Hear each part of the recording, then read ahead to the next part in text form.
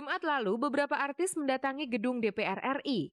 Maksudnya jelas bukan untuk demo, melainkan memenuhi undangan Komisi 1, Subkomisi Informasi dan Komunikasi yang tugasnya antara lain bergerak di bidang pengawasan media massa. Undangan para wakil rakyat yang terhormat itu tampaknya dimanfaatkan dengan baik oleh Desti Ratnasari, Ayu Azhari, dan Deddy Gumelar alias Miing untuk mengeluarkan unek-unek. Lihat saja cara Desi curhat berikut ini, penuh tangis dan kejengkelan.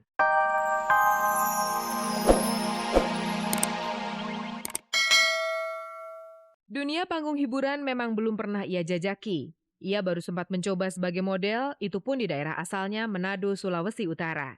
Tapi ia beruntung karena secara tidak sengaja terpilih untuk memerankan tokoh terkenal sekaliber Ibu Fatmawati dalam film Bung Karno. Dialah Jenny Wenas. Aku jadi senang sekali terus bangga gitu. Tapi merasa ada tantangan untuk memerankan sebagai Ibu Fatmawati ini. Karena nggak ada pengalaman sama sekali. Terjun pertama kali di dunia seni peran tanpa bekal akting, membuat Jenny sempat merasa terbebani. Apalagi gadis kelahiran 2 Januari 85 itu harus memerankan sosok ibu negara yang belum pernah ia lihat semasa masih hidupnya. Sebelumnya saya tanya-tanya dulu, itu waktu misalnya ada adegan menjahit gitu. Jadi tanya dulu gimana. Terus biasanya kan jadi cuma mainnya tuh di mimik, jadi di muka aja gitu. Berusaha mendalami. Selama memerankan sosok Ibu Fat, banyak adegan yang mengesankan bagi penyuka warna merah ini. Misalnya ketika harus memerankan Ibu Fat saat hamil 8 bulan, perut Jenny harus diganjal dengan 3 buah spons. Belum lagi adegan menjahit. Penyuka nasi goreng yang sebelumnya tidak pernah menyentuh mesin jahit otomatis grogi dan kaku. Paling waktu itu ya menggendong bayi ya, kan Guntur, Mas Guntur waktu itu. Jadi waktu ada syuting adegan di ruang tamu tuh, kan bayinya nangis terus gitu. Padahal dari luar nggak nangis, pas masuk di ruang itu kok nangis terus, udah dibujuk-bujuk. Jadi udah berapa kali diulang tapi tetap nangis. Nggak taunya setelah berapa hari ya, dengar-dengar tuh kata sutradaranya ternyata memang cerita itunya memang waktu itu Mas Gunturnya memang nangis gitu. Padahal disuruh harus tertawa. Tapi untung Jenny dapat lawan main Anjasmara yang sudah malang melintang di dunia akting cukup lama. Dengan begitu Jenny merasa punya pembimbing. Orangnya baik ya, terus nggak kayak mungkin yang lain tuh pakainya tuh pakai yang bagus-bagus, tapi dia cuek banget, cuman pakai celana pendek, cuman kaos biasa. Terus lucu banget orangnya. Ditanya soal pacar, dengan terus terang Jenny mengaku sudah mengikat janji dalam sebuah pertunangan dengan Victor. Hanya saja Jenny belum berani melangkah ke pelaminan karena ia masih ingin menikmati dunia yang baru dijajaki. Bisa itu ya, melindungi terus cocok ya, udah rasa cocok, dia juga begitu ya. Sama kayak sifatnya tadi, memang tipe-tipe aku gitu. Banyak sekali peristiwa yang terjadi selama sepekan ini. Dan hanya untuk Anda, editor kami telah merangkumnya sebagai suatu informasi yang bisa Anda saksikan di penghujung akhir pekan ini. Pemirsa, kabar tentang keretakan rumah tangga pasangan Elma Theana dan Fari Indarto kini semakin jelas. Ternyata di antara keduanya dalam beberapa waktu belakangan ini memang telah terjadi kerenggangan. Tapi sebab kerenggangan itu terjadi bukan karena kabar-kabar yang simpang siur selama ini. Seperti adanya pihak ketiga karena penampilan Elma berbusana yang dianggap pelin-pelan atau tentang keberatan Fari dengan keartisan Elma. Penyebab utamanya ternyata masalah komunikasi yang tersendat dan hal itu menyebabkan perhatian di antara keduanya semakin minim. Pertengkaran memang benar ada gitu loh. Problem di rumah kita memang ada gitu, tapi ya kita berdua kembalikan lagi mau dibawa kemana masalah itu. Dan mungkin juga satu hal yang memang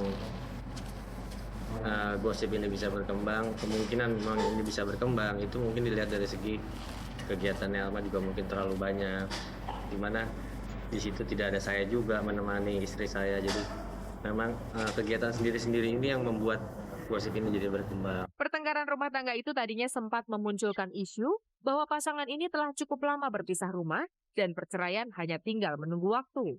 Sampai terdengar isu kalau saya mau cerai ya enggak lah ya. Nggak sampai kita ke arah ke sana gitu, karena kita merasa bahwa kita bisa menyelesaikan masalah ini berdua gitu. Itulah jawaban Elma tentang isu perceraian, lancar dan lugas. Begitu pula kalau menjawab soal pisah rumah. Kita nggak pisah rumah, yang bener Kita ada 2 rumah. Jadi saya tidur di sini, suami saya di situ, tapi enggak. Karena kita lagi ngebangun rumah, dan dimana suami saya tuh konsentrasinya ke rumah itu tuh full sekali. Dari pagi sampai malam gitu, karena kita ngejar target ya Pak. Selain adanya kemauan dari mereka masing-masing untuk introspeksi, ada satu hal lagi yang membuat rumah tangga Elma dan Fahri tidak jadi karam. Elma yang lahir dan dibesarkan dalam lingkungan keluarga yang tidak utuh, saat menikah pernah mengungkapkan satu harapan. Sebelum saya menikah, saya memang sempat berjanji kepada orang tua saya, dan saya memang memang orang tua saya memang udah 3 kali menikah ya, dan kakak saya juga gitu. Dan begitu saya menikah, saya berjanji kepada orang tua saya bahwa, "Ma, doain saya semoga perkawinan saya bisa sekali dalam seumur hidup saya. Mudah-mudahan di dalam rumah tangga ini, di dalam rumah tangga keluarga kita, ada satulah anak mama yang nggak kawin cerai." Dan harapan saya seperti itu gitu. Jumat lalu, beberapa artis mendatangi gedung DPR RI. Maksudnya jelas bukan untuk demo, melainkan memenuhi undangan Komisi 1, Subkomisi Informasi dan Komunikasi, yang tugasnya antara lain bergerak di bidang pengawasan media massa. Undangan para wakil rakyat yang terhormat itu tampaknya dimanfaatkan dengan baik oleh Desti Ratnasari, Ayu Azhari, dan Deddy Gumelar alias Miing untuk mengeluarkan unek-unek. Lihat saja cara Desti curhat berikut ini, penuh tangis dan kejengkelan. Ketika mereka mengatakan bahwa saya tidak ingin berbicara soal perceraian saya, apakah mereka menghargai saya? Untuk apa saya katakan kepada semua orang tentang perceraian saya? Saat ini saya tidak bercerai, tapi saya merasa sangat terhina sebagai seorang entertainer. Di saat mereka sama sekali tidak pernah menanyakan bagaimana susahnya saya bisa menampilkan seorang tokoh dalam sinetron saya. Tapi mereka lebih tertarik kepada, Desinya aja mungkin yang begini. Lain dengan Ayu Azhari yang berupaya tampil dingin dan berucap sebijak mungkin. Mungkin harus ada kejelasan antara hak publik dan hak privat gitu. Itu saya pernah dengar juga dari Ibu Nini El-Karim. Kemudian saya bicara juga sama teman-teman di lokasi syuting kayak Mas Aji Mas Said, kemudian ketemu Mas Adi Surya Abdi. Saya pikir apa sih ini gitu loh. Berita ini tiba-tiba dilemparkan oleh wartawan jadi headline. Tiba-tiba timbul pro dan kontra. Yang akhirnya masyarakat juga jadi bingung apa sih ini, terus melewati norma-norma yang seharusnya tidak dibicarakan. Kadang-kadang di depan kamera itu saya ditanya dengan pertanyaan-pertanyaan yang sangat amoral, sangat tidak pantas dilontarkan oleh seorang laki-laki terhadap seorang perempuan begitu. Jadi saya kadang-kadang nggak bisa jawab, cuma saya liatin aja, sama istighfar aja, astagfirullahaladzim. Sedang Miing tetap dengan gayanya yang meledak-ledak. Terlalu banyak karena reformasi ini, penerbitan yang meng-hire wartawan yang tidak memiliki latar belakang pendidikan jurnalistik. Itu satu. Kedua, pendidikan pengertiannya lemah semuanya.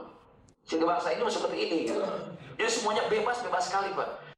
Itulah unek-unek 3 selebritis papan atas tentang media hiburan yang katanya sudah tidak lagi menghargai hak pribadi seseorang.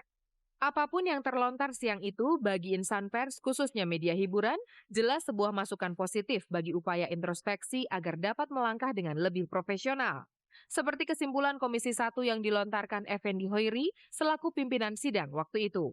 Kawan-kawan pers, saya sendiri mantan wartawan, ketika mengejar satu berita, sebisa mungkin tidak mengganggu hak-hak pribadi mereka. Jika penyanyi Conny Constantia bertanya-tanya keheranan, siapakah pembobol rumahnya di Cinere beberapa waktu lalu, sekarang ia sudah mendapat jawabnya. Tak disangka ia sudah mengenal orang tersebut cukup lama. Kekerabatan mereka memang dekat, tapi disalahartikan oleh orang tersebut. Dan hukum pun tetap harus ditegakkan. Sorry seems to be the hardest. Pemirsa, beberapa waktu yang lalu kami pernah menampilkan artis Conny Constantia yang sedang tertimpa musibah. Rumahnya di kawasan Villa Cinere disatroni sejumlah pencuri. Tidak hanya barang berharga, para pencuri juga membawa kabur sejumlah pakaian dalam Conny dan foto-foto dirinya. Sejak awal ia sudah menduga ada keterlibatan orang dalam pada aksi pencurian di rumahnya itu. Dan kecurigaannya ternyata terbukti. Si pencuri adalah Chris Yohanes Tumbenki alias Tommy, adik iparnya sendiri. Kini Tommy mendekam di Polsek Cilandak untuk diperiksa. Pencurian ini bermotifkan dendam. Tommy mengaku membobol kamar Connie Constantia karena ia menganggap Connie lah orang yang paling bertanggung jawab atas perceraiannya dengan sang istri. Tanggal 28 Juni itu ada informasi dari masyarakat bahwa di Jalan